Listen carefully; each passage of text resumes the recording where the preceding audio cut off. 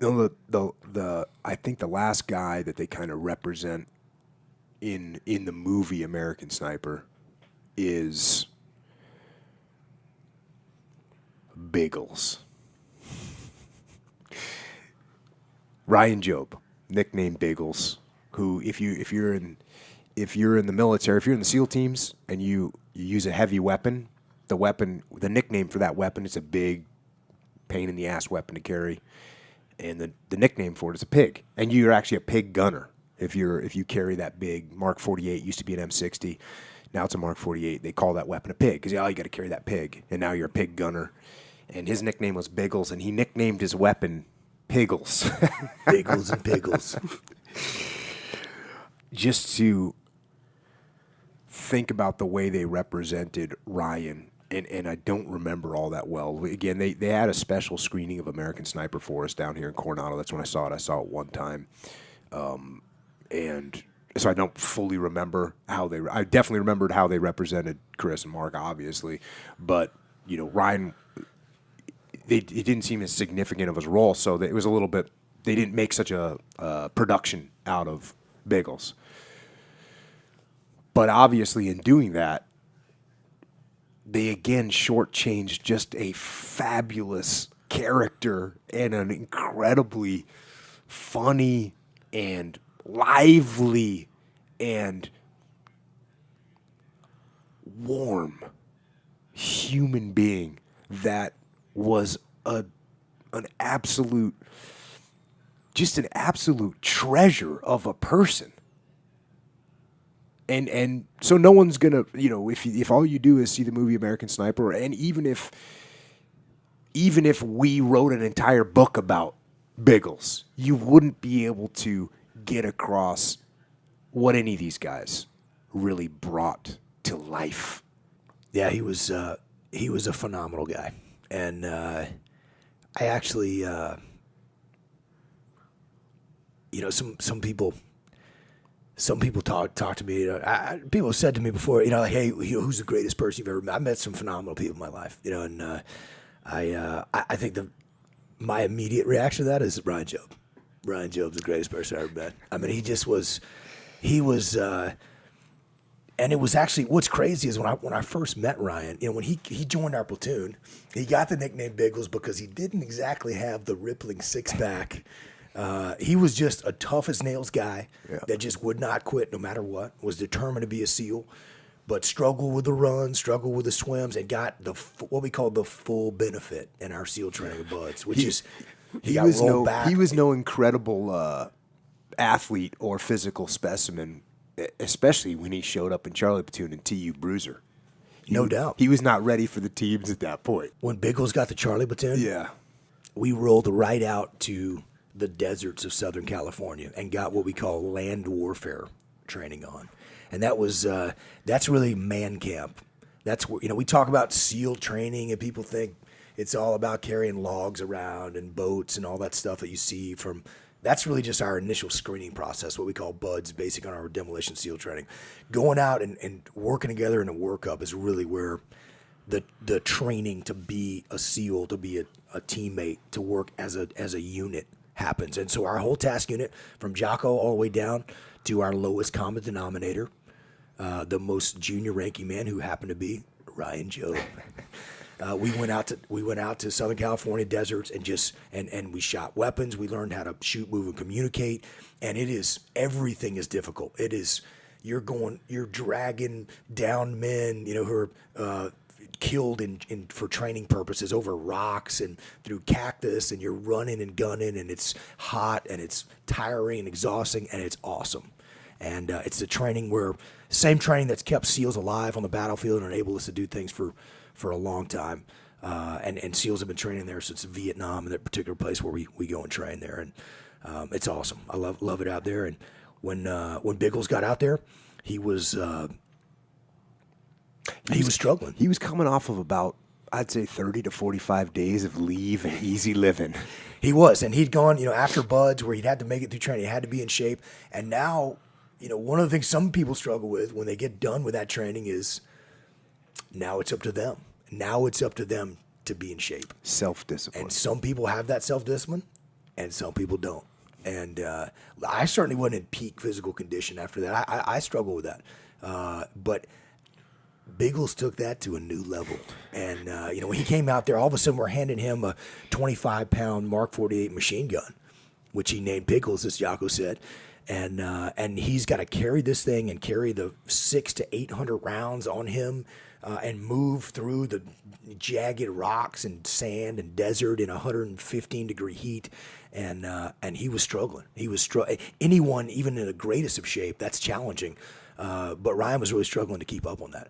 And so I remember having he was in my squad. And so I was witnessing this. I was watching this.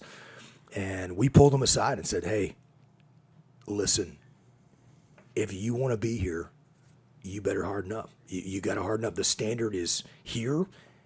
The standard is way up here, and you're here. You're way lower than that standard. So we had to push him to get there. And I remember some stern counseling sessions. We assigned one of the guys from the triumvirate I mentioned before. Was one of the guys on his third platoon. Great dude, our most experienced machine gunner, and we assigned him to be a mentor to Biggles and train with him. And so every morning we would PT, work, go for runs. And when other guys were resting, Ryan's he's got to go out for a run. He's cranking out pull-ups. He's training and working. And I didn't know how it was going to go then. He had a long way to go to get to where he needed to be physically able to keep up and not drag down the rest of the guys. And I don't think I've ever seen a guy make that kind of a transformation. And it was an incredible transformation. Ryan must have looked himself in the mirror and said, this is what I want to do. I am going to turn this around completely. And he became what we called Biggles 2000, which was the new model. And I mean, by the time we deployed, 6 months, 8 months after that workup, he was born again hard. He was born again hard, and he never fell behind anything. He always kept up with everybody and carried not only his weight but sometimes others who were struggling, and he would help them through. And it was funny. A couple of stories about him. We were out at Nyland. He's in the weight room. And, one of the things about Buds, you're doing pull-ups, and, I know Jocko on his Twitter feed always has the pictures of, like, ripped off calluses from doing pull-ups or deadlifts, with the barbell. And that's just part of Buds. I mean, you tear up your hands on the ropes and all the O course and everything you're doing. And so we're in the gym out at our land warfare training facility. And he's got these, like, the fingerless, like, weightlifting gloves on, like you see in like Gold's Gym. And I'm like, not allowed. And I'm like, seriously? I was like, Biggles, come here. Why do you have gloves on? He's like, well, I'm just trying to protect my hand. He like gave me some answer like that. I was like, no, you need to harden your hands up, man. No gloves. And he was like, roger that, no gloves. And he took that to such an extreme on our operations. We always wear gloves on operations because you're having to smash through a window or wrestle down a prisoner and grab the hot barrel. Grab a hot barrel of a smoking red, glowing red hot machine gun. He was a machine gunner, so he had to deal with that stuff. And so we wear mechanics gloves, are similar to protect our hands from that. And I remember on patrol in Iraq looking at him, he's like, no gloves on. He took that to such an extreme. He was like, I am going to be a hard dude, and I'm going to roll out with no gloves on and carry this machine gun. I was like, hey, man, where are your gloves? Then I'm like, hey, where are your gloves? He's like, I'm good. I'm good. And I don't know if it was... Not smart, but hard. But tough. And he was unbelievably tough. And, after Ryan got wounded, and people that know the story of Ryan, he got hit in the face with an enemy sniper round on the same day that Mark Lee was killed, August 2nd, 2006.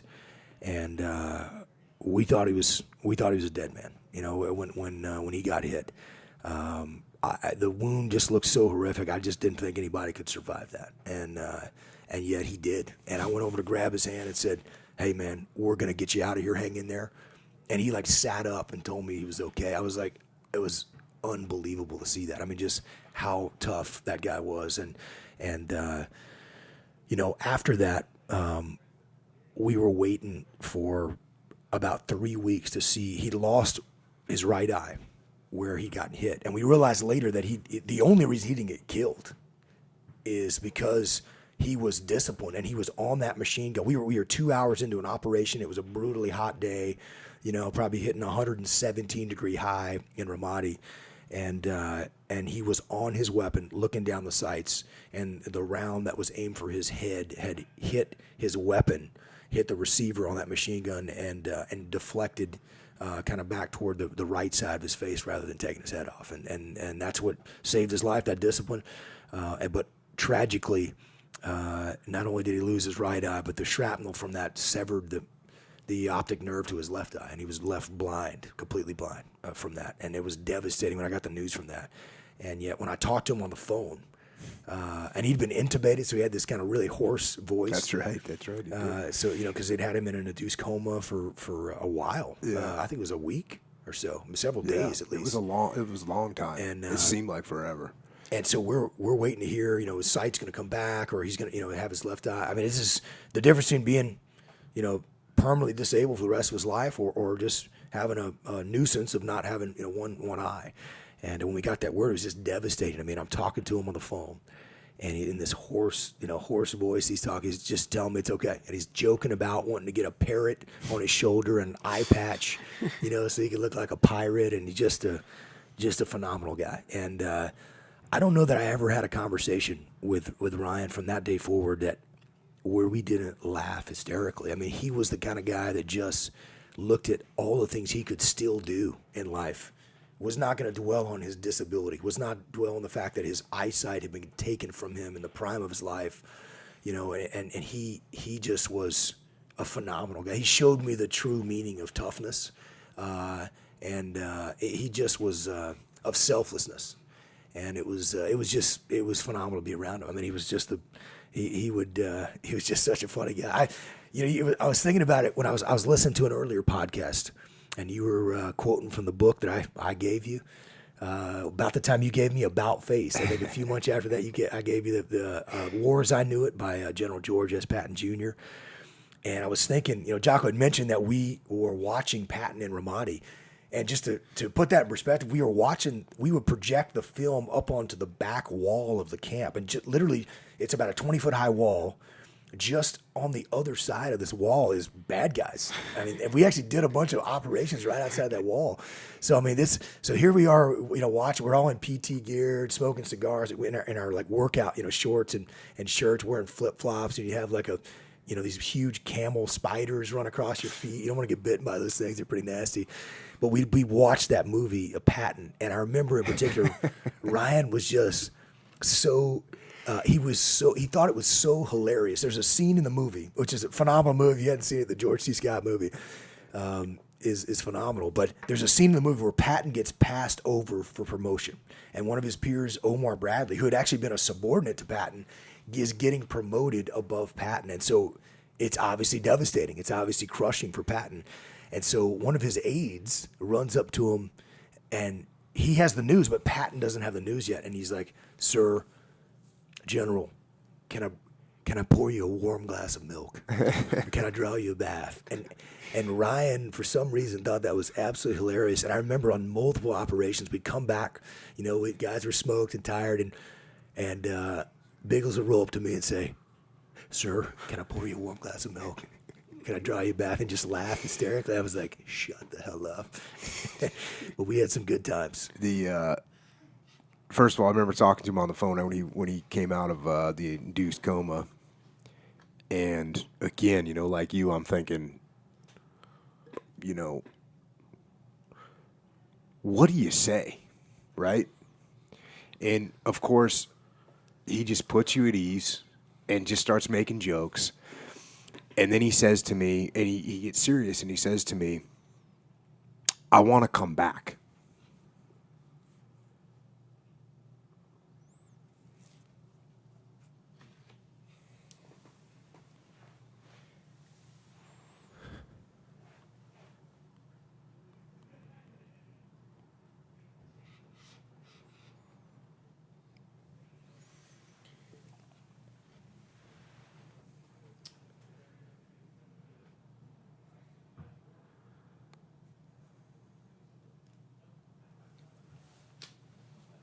He says, "I want to come back."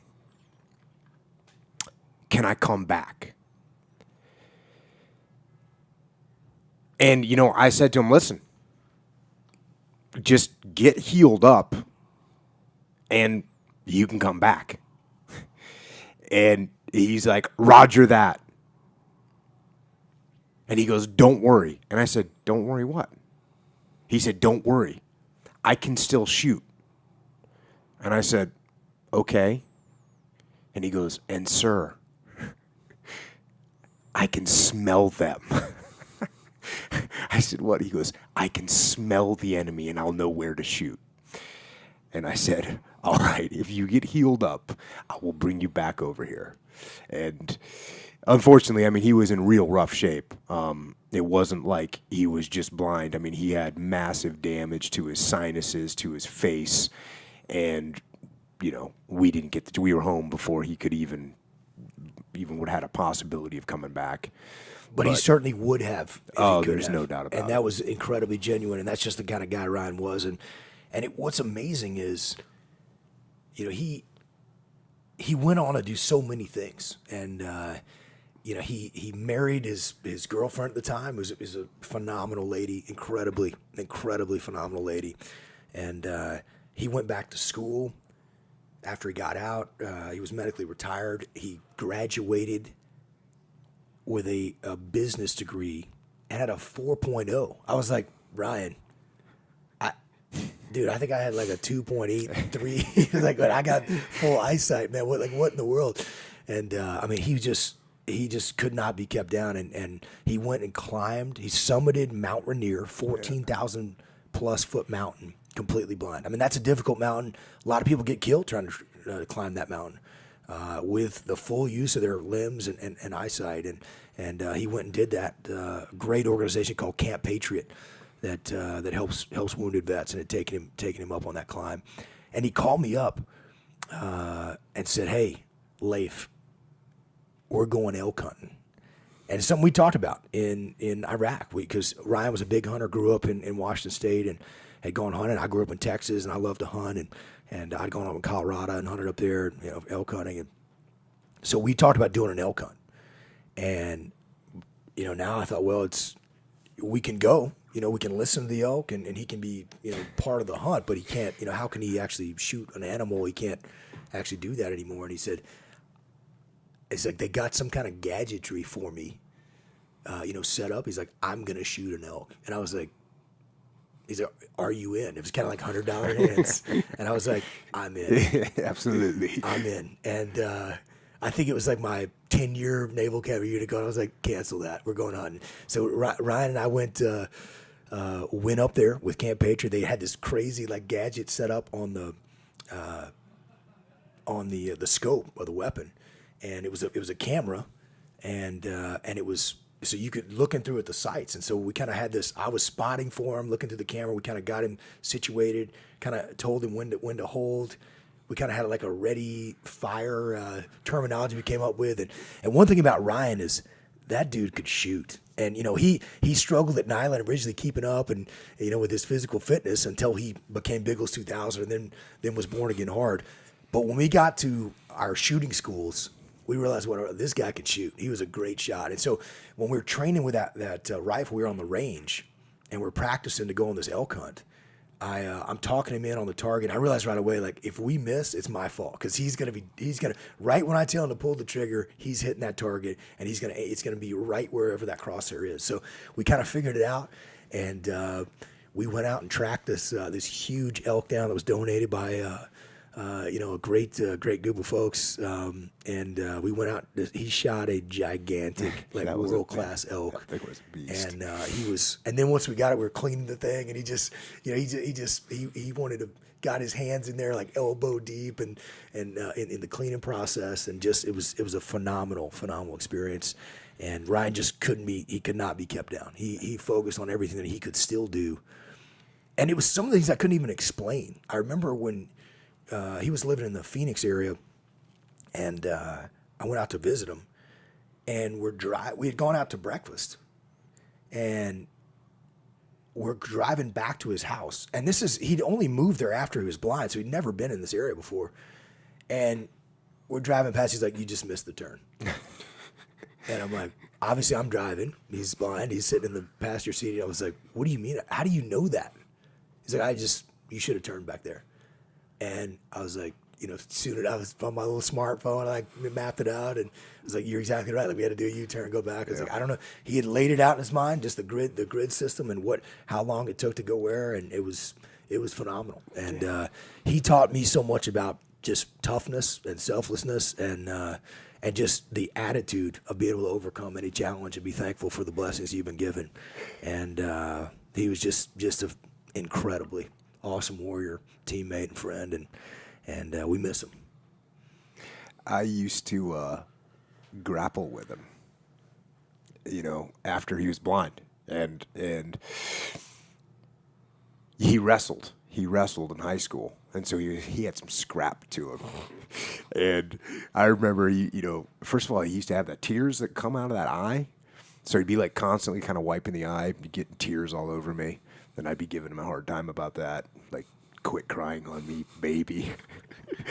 And but it was awesome. It was awesome. That's a great sport that you can do. You realize how much contact is involved when you're doing that, and how it's so instinctual. And that was another thing. He just was like, "Oh yeah, I'll grapple. I don't care. Can't see, no factor."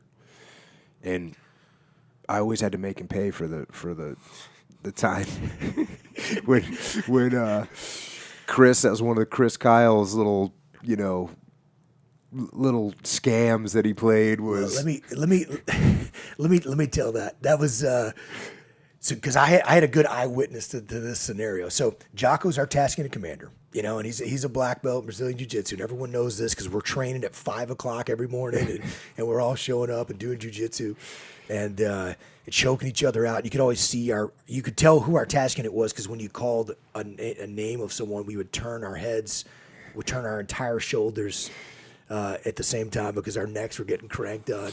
That's right. But because we had just battle royale, as you would encourage it. But in particular, Chris, and we talked about Chris Gal's sense of humor is a phenomenal guy. He had a great relationship with Ryan, and really kind of took Ryan under his wing. And one of the things Chris liked to do was instigate. He was a huge instigator, and so they talked Ryan into. They're like, "Hey, Biggles, come here." So Biggles, the new guy, he's fired up. Like, "Hey, I want you to go get up in Leif's face." So and they'd have him come up and like stand in your face and like stare at you, like one millimeter from your nose. Yeah. That's what he would do, which was obviously very provocative, and so that was the whole point. They were trying to just instigate some kind of, which I'd shove them across the room, get out of my face, They had him do it to Jocko, and he wouldn't do it for a little bit. He kind of did everybody else, and so they're like, "You got to do it to Jocko." They're like, "You don't have any balls. You don't do it to Jocko."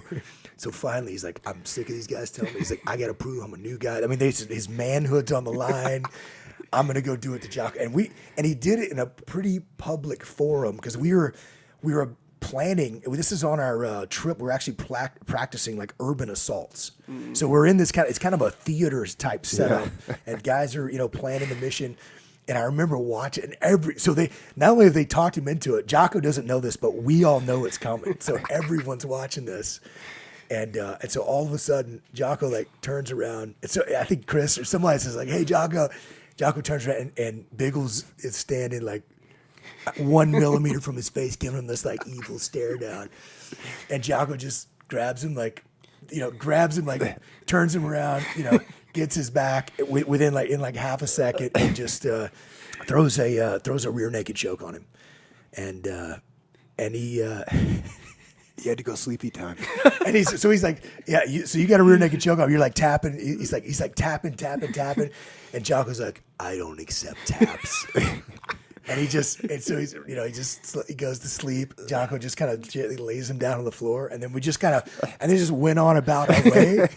That's kind of normal day in the SEAL teams. And then so 6 or 8 seconds goes by. He like comes back, kind of slowly comes to, gets up to a knee, then stands up, and he's like. Kind of looks around like what happened, and we're all Jocko's just acting like nothing happened at all. Continuing on, and everyone is laughing hysterically. And then, Ryan's like, I thought you guys said you were going to have my back, because they told him, like, we'll have your back. And so I had to, like, coach him. I was like, hey, Bagels, look, man, they're not going to have your back. That's the whole point, right? They wanted to see you get choked out. So after that, I think it was a good learning experience, but pretty legit, good times. And he was a great sport about that, just like everything else. Yeah. So, like you said, just an amazing guy. And if anybody wants to, anybody's feeling sorry for themselves, or these people that ask about mental toughness, just think to yourself about Ryan.